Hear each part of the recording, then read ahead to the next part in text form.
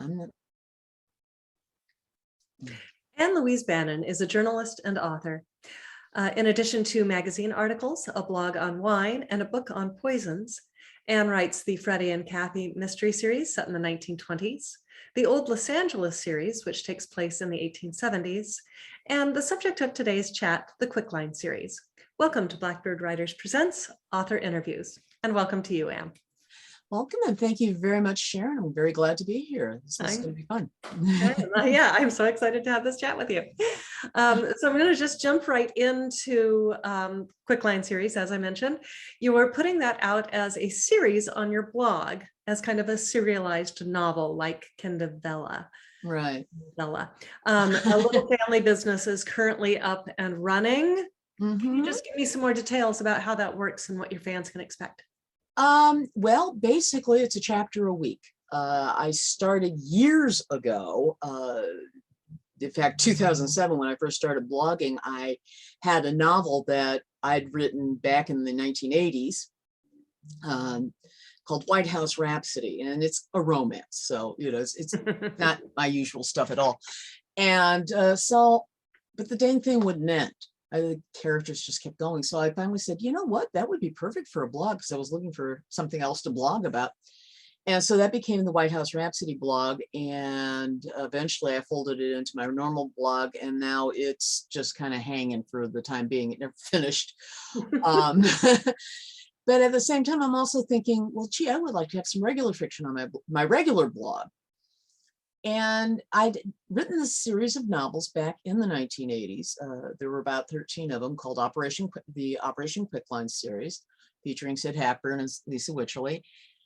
And I just thought, well, maybe I ought to serialize those. So I think I started with those. I also did another book I'd written in the 80s. And so it's a lot of the stuff I'd written during my first marriage. Basically, I had a really bad marriage. So yeah, I now have husband 2.3. He's upgraded a couple times. So but anyway, so there was this, so I had this, so I rewrote most of the Operation Quickline stuff because, you have to. I'm a much better writer now than I was then, thank thee. But I wrote it, and I thought, well, what the heck? So I've been doing the serial thing. Golly, I think I started the Cloak and Dagger routine somewhere in 2013 or maybe 2014.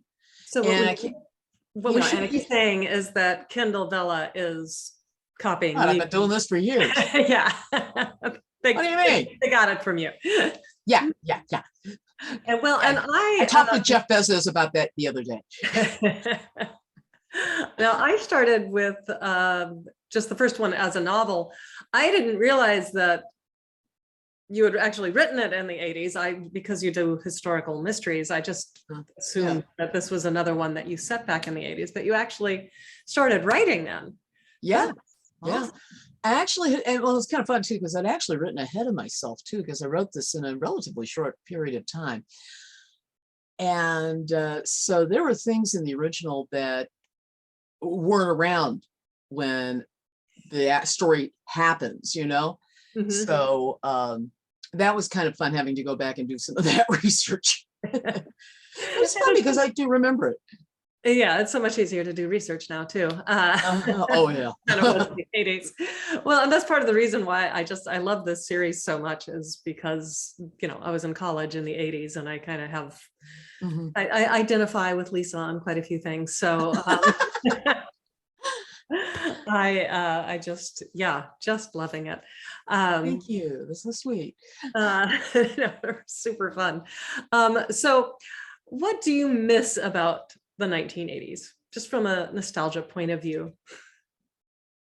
Especially LA in the 1980s. LA in the 80s. Because your settings are just, they just really make LA seem lovely. Yeah, and I remember LA in the 80s. It wasn't that lovely. No, there were some really skanky parts of it. In fact, I used to go to an acting school right out in 84, 85. No, it was after that. Had to have been. I had the kid already. Yeah, you know how you date everything from when the kid was born. Exactly. Yes. No, there were a lot of skanky parts of it. And I was in and out and around, but I'd gotten pregnant right out of grad school, so I wasn't in LA a lot back then. That came later, oddly enough. But I don't know that there's that much I miss about LA in the 80s that I don't have now. So keep in mind, the 80s were not a good period of time for me in some respects. I mean, I was doing really well at grad school and, getting my theater degree and everything. But I was also in a very bad marriage. So, and that really started collapsing about a couple of years after the kid was born in 85. So thinking about the 80s is great time for music. Great time for music. Yeah, Billy Joel. And I was also in grad school getting a degree in theater in the 80s. So, oh, really? Yeah. Where? Arizona State. Oh, cool. I was at Cal State Fullerton. Yeah. Yeah. That's my husband was getting a degree in computer graphics, which were like brand new then, and oh yeah, all that crazy stuff. Well, yeah. So yeah, I kind of have a sparkly memory of the 80s. So when you're writing, like I said, you have series in the 1870s, 1920s, 1980s. Do you ever long for a character to just be able to have a cell phone? Right. I got this. I'm just gonna call. Yeah. Well, I also write contemporary, so I do have those moments. Would it be nice if Maddie Wilcox, who's from the 1870s, had one? Yeah, probably. But and actually, the fun thing is, I'm getting far enough into the, I am writing some new Quickline ones from the ones I originally wrote, and those last three. It's 88 by that point, and yeah, the cell phones were there, so I've already got them now. So we are moving. We are moving along, and yeah, but I do have to stop myself sometimes and remember, oh no, they weren't then. And especially when I'm doing things like working with a little family business or some of the earlier ones. My sweet Lisa. Oh, she can't call. Goddamn car. All right. So yeah, but I don't long for it. But it is kind of rather the opposite. It's kind of fun dealing with the challenge of having to find a payphone. Right. Remember having to find a payphone? To even know what to do with one once you get there. Yeah, I mean, that's I had that challenge at the end of These Hallowed Halls, which is book number 6. Lisa makes her escape from the bad guys, and they have to figure out where the hell they are because they don't know where they were taken. And she goes to a payphone, and the phone book's thrashed, but she manages to figure out where it is, where they are. Yeah, it does. I mean, having cell phone, like my novels are contemporary, so I have to drain the battery on the cell phone, so it's not an easy or put her in a cave so she doesn't have any cell reception. Yeah, because cell phones, they're a good safety thing. They are a good safety thing. I wouldn't want to give mine up. Well, it's so kind of I get like, lost a lot. So yeah, and truth be told, kind of what's fun about that too is poisoning nowadays. It never happens. Why? Because you can get people to the hospital too fast. There are lots of reasons you can't poison people as effectively as you used to in the 1870s or even possibly the 1980s. Yeah. So some good things. Oh my goodness. Okay. Battery died on my light. It's okay. It was a little blinding. All right. So your main characters, as we mentioned, Sid and Lisa, they just have this fantastic chemistry from the very get-go, and things are moving along in just a way that makes me go, yay. Yeah. But they do too. All the nice feels. They do have diametrically opposed values. And I just, especially since you started writing these back in the 80s. What was your inspiration for that? Or why did you feel the need to talk about that? That was the intent of the series from the get-go, oddly enough, is that it was just fun to play two people off each other that way. I think some of it may have been that I was also hanging around with a lot of Christian fundamentalists at the time. And I wanted an antidote to that. I wanted a character who could challenge them. And Sid is very challenging. But at the same time, there's a lot about Christianity and faith that I hold very dear to myself. And you know, it's just, I don't like self-righteousness. I really don't. And I've never liked it. And so for me, it was a way of counterbalancing that kind of self-righteousness. And I wanted a religious person who wasn't judgmental. I mean, that's the whole point. She's a little bit initially, but then realizes, wait, no, that's not right. And the funny thing is as the series developed, I began to realize their values about sex were not as diametrically opposed as you might think. Mm-hmm. Especially now, you know, when we're getting into Little Family Business and My Sweet Lisa, which is the one that really changes things for them. Mm-hmm. So much fun. What? So much fun. I'm glad you enjoyed it. There was so much that changed then. I think, you know, Sid really comes to the point that no, they both place a very, very high value on their sexuality. It's just two very different ways of expressing it. Mm-hmm. Sid's value is to go out and jump anything female within reach for a long time. And then Lisa's value is to hold it as something sacred. Yeah.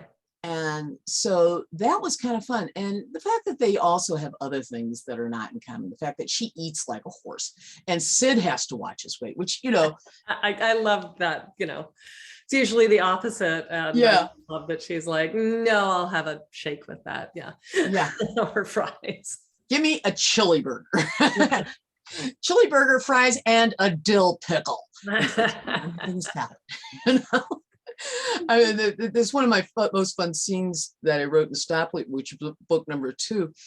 Sid and Lisa, for a variety of reasons, end up in Manhattan having to pretend they're tourists, but in the meantime, do some touring around. And they literally walk from the Battery all the way up town, or as far as they can. I forget how far they get, but Lisa literally eats her way through Little Manhattan.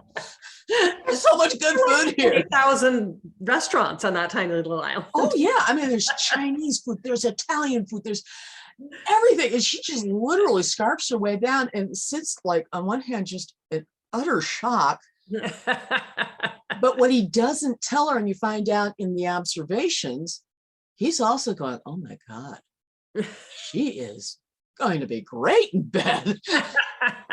She has a very appetite. She has this wonderful appetite. She's very passionate. And that's when it starts dawning on him, oh my God. Now he's in trouble. Yeah. Let's see. Oh, that's what I wanted to talk about next was, as you said, a lot changes in My Sweet Lisa, but in A Little Family Business, we have another dynamic that's kind of being woven into the kind of diary that Lisa started. And is it giving it away, or can you comment on it? Oh, I'm more than happy to, because actually, when you read through them, book 4 is when Nick Flaherty shows up. And Nick is, of course, Sid's son. And that was a fun one, Rory, because Sid really thought he ducked it. And oops. And Rachel was not very nice about it. And it is a problem in these hallowed halls. Actually, the problem starts in Sad Lisa, which is the book 5, where Nick really wants to live with his parents. What he doesn't know, and I won't reveal that part, is there's a very good reason why he wants to know that he can live with his dad. Yeah.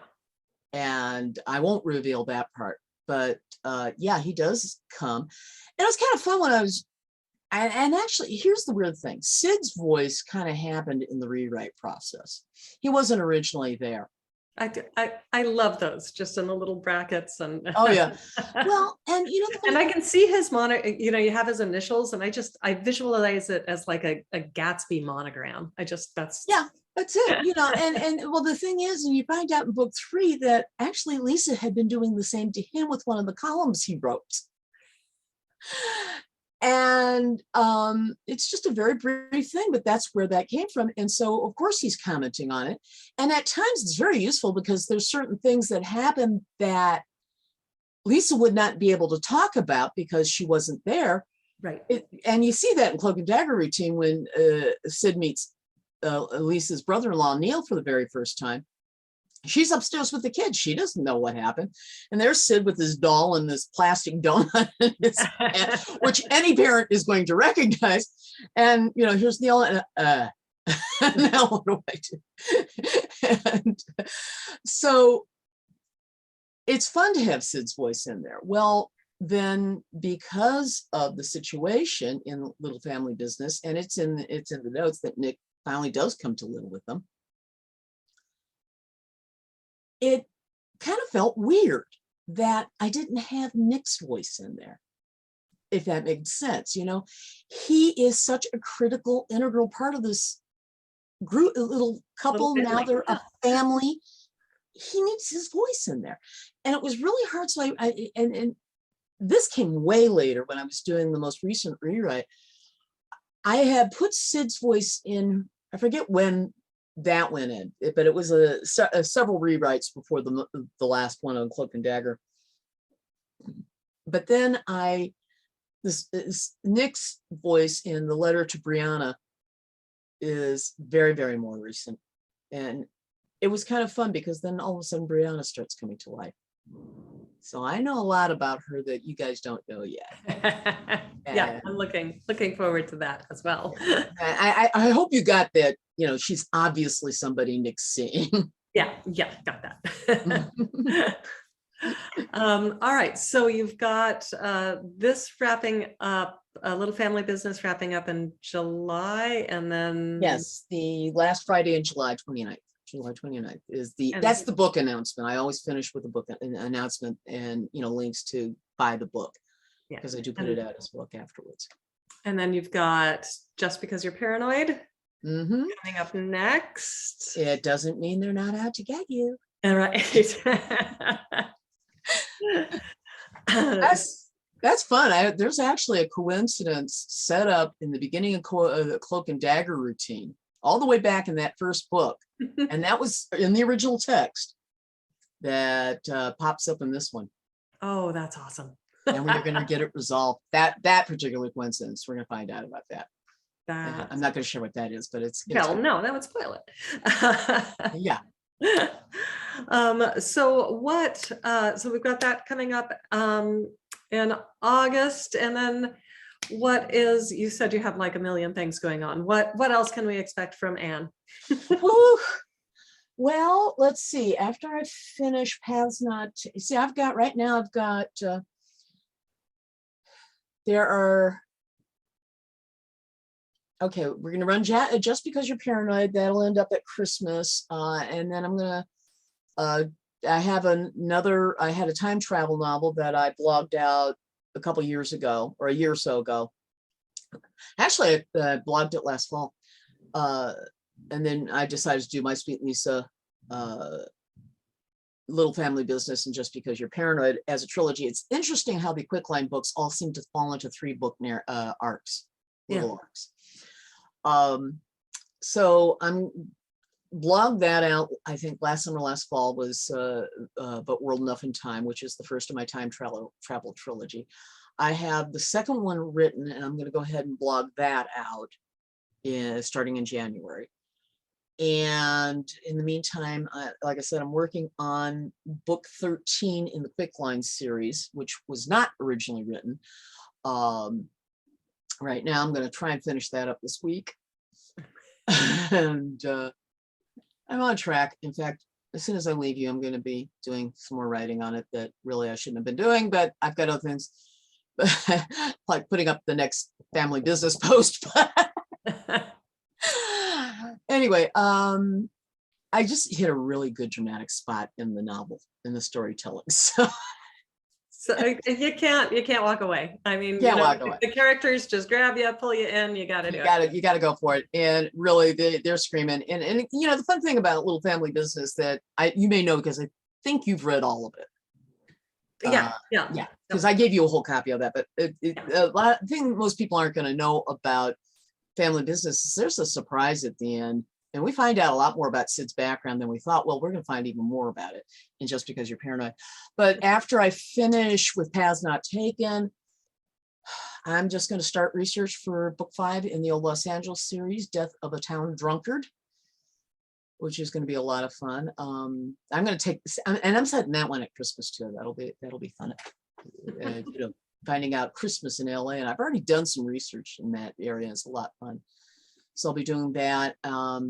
I've got next year, I don't have a release beyond the Quickline or the blog books for this year in November for the winter release, but I do have a plan to get a techno thriller out, a contemporary, in June of 2023 called Running Away to Boston.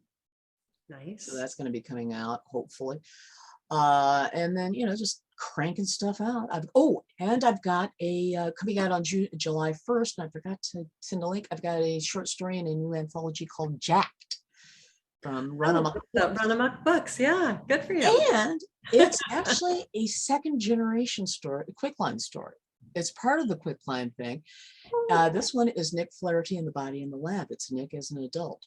Oh, that's awesome. Yeah, and in fact, I think you read one of the ones I submitted for one of the Malice people because you commented on it, and that's Darby O'Malley and The Body in the Vineyard.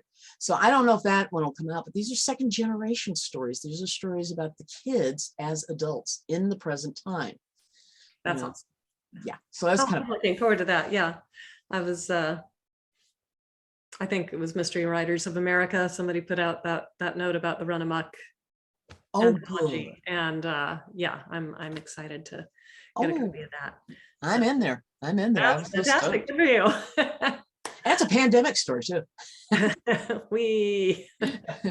Well, not to say but it's fun because Nick as an adult is, you see more of what he is as a kid, where you see how that develops, and he's a little more cynical, which is one of the reasons it's cracking me up that I got in this rather hard-edged anthology because I really write cozy.